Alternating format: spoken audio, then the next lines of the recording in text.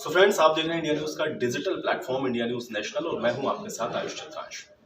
दोस्तों, वायुसेना को ये अपील आखिर क्यों करनी पड़ी है कि कुन्नूर हादसे की जो जांच है वो सही तरीके से होनी चाहिए, लेकिन इसको लेकर के हमको बहुत संजीदगी और सतर्कता बरतने की जरूरत है। और ऐसा मैं क्यों कह रहा हूँ कि वायुसेना को ये अपील क्यों करनी पड़ी है, आज मैं इस वीडियो में आपको बताऊंगा।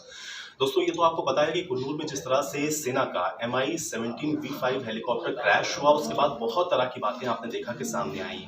इसके पीछे साजिश है, इस तरह की बातों को भी आपने सुना होगा।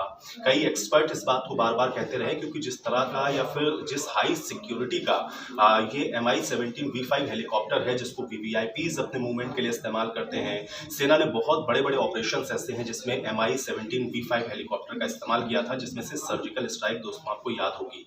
लेकिन इतना हाई सिक्योरिटी हेलीकॉप्टर अगर क्रैश हो जाए तो जाहिर बात है कि उसको लेकर के कुछ सवाल उठने बहुत लाजमी है। और वो जब सवाल उठने शुरू हुए तो उसके बाद वायुसेना को खुद सामने आना पड़ा, जिसमें वायुसेना ने ये बात कही कि इस हादसे की जो जांच है वो सही तरीके से होनी चाहिए। लेकिन इस बात का भी हमको ध्यान रखना चाहिए कि जो बात साजिश की बार बार कही जा रही है उस पर हमको ज्यादा गौर करने की जरूरत नहीं है। अब Mi-17 हेलीकॉप्टर्स के बारे में आप पहले भी कई जो जानकारियां हैं आपको मिली होंगी। कुछ वीडियोस में हम लोगों ने भी आपको ये बताया है कि Mi-17V5 हेलीकॉप्टर्स की खूबियां क्या हैं। लेकिन जिस तरह से ये विमान हादसे का शिकार हुआ, उसमें जनरल विपिन रावत, उनकी पत्नी समेत कुल 11 लोगों की जिस तरह से मौत हुई है, उसके बाद इसको लेकर के कुछ सवाल उठे थे। अब इसमें सबसे इंपॉर्टेंट ये है कि वायुसेना की तरफ से इसकी ट्राई इंक्वायरी की जो बात कही गई है, जिसको मानवेंद्र सिंह जो कि ग्रुप कैप्टन है, जो लीड कर रहे हैं, उनकी अध्यक्षता में इसकी इंक्वायरी हो रही है, जिसमें कोशिश ये की जा रही है कि इसके जो फैक्ट्स हैं उसको सही तरीके से सामने रखा जाए। अब ये जो सुगबुगाहट शुरू हुई वो इसलिए शुरू हुई क्योंकि Mi-17 हेलीकॉप्टर जो क्रैश हुआ, इसी तरीके से ताइवान के भी, वहां के भी जो सेना के चीफ थे वो भी इसी प्रकार के और इसी विमान में सवार थे, इसी हेलीकॉप्टर में सवार थे, वो क्रैश हुआ। और इन दोनों ही घटनाओं को जब एक साथ जोड़ा गया तो इसके पीछे जो साजिश की बात है वो कही गई।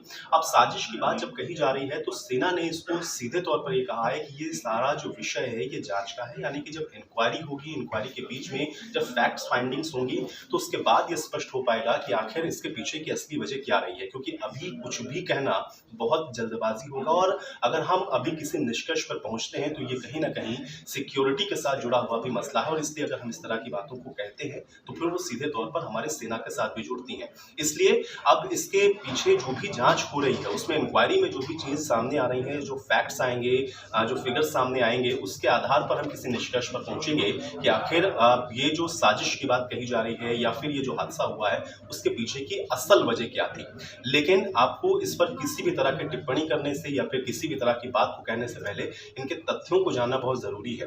अभी तक इस घटनाक्रम में क्या हुआ है ये भी मैं आपको बता देता हूं। Mi-17 हेलीकॉप्टर क्रैश होने के बाद आपने देखा कि इसको लेकर के एक ट्राई इंक्वायरी बिठाई गई है, जिसको मानवेंद्र सिंह लीड कर रहे हैं। ब्लैक बॉक्स जो कि बरामद हो चुका है, जिसमें जो पायलट का कन्वर्सेशन है वो सबसे जो मेन लीड है वो बनेगा, यानी कि अंतिम दौर में, अंतिम टाइम में क्या कमांड, क्या कन्वर्सेशन एटीसी के साथ हुआ, ये सबसे इंपॉर्टेंट होगा। दूसरा ये है कि इसकी टेक्निकलिटीज को लेकर के भी एक एक्सपर्ट की जो टीम है वो लगातार काम कर रही है कि आखिर जब इतना हाई सिक्योरिटी ये Mi-17V5 हेलीकॉप्टर है, जब इसके अंदर सिक्योरिटी के इतने ज्यादा फीचर्स मौजूद हैं, तो फिर इस तरह की घटना आखिर घटित क्यों हुई है। हालांकि LTTE के साथ भी एक जो उसका संबंध जुड़ा हुआ है, क्योंकि उस इलाके में जहां पर ये जो विमान है दुर्घटनाग्रस्त हुआ, जो हेलीकॉप्टर दुर्घटनाग्रस्त हुआ, वहां पर वो बहुत सक्रिय है। ऐसे में कहीं उनकी कोई साजिश इसके पीछे तो नहीं है।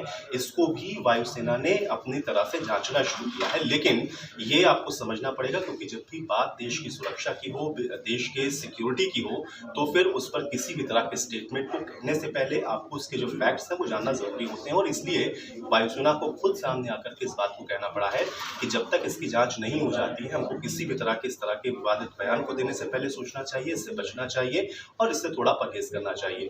अब मानवेंद्र सिंह की अध्यक्षता में जो कमेटी बनी है, जो कि इस पूरे फैक्ट्स को जांच रही है, उस रिपोर्ट्स में क्या आता है उसके आधार पर ही आप किसी निष्कर्ष पर पहुंच पाएंगे।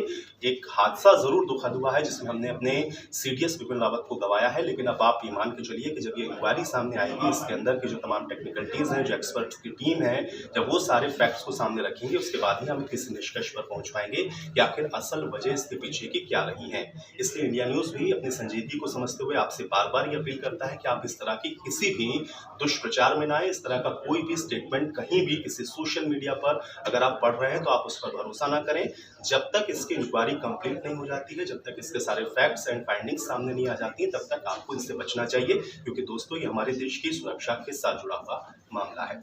उम्मीद करता हूं कि मैंने जो जानकारी आपको दी है आपको पसंद आई होगी, और अगर आपको ये पसंद आ रहा है तो हमारे इस वीडियो को आप लाइक जरूर करें, कमेंट्स करें और शेयर करें। नमस्कार।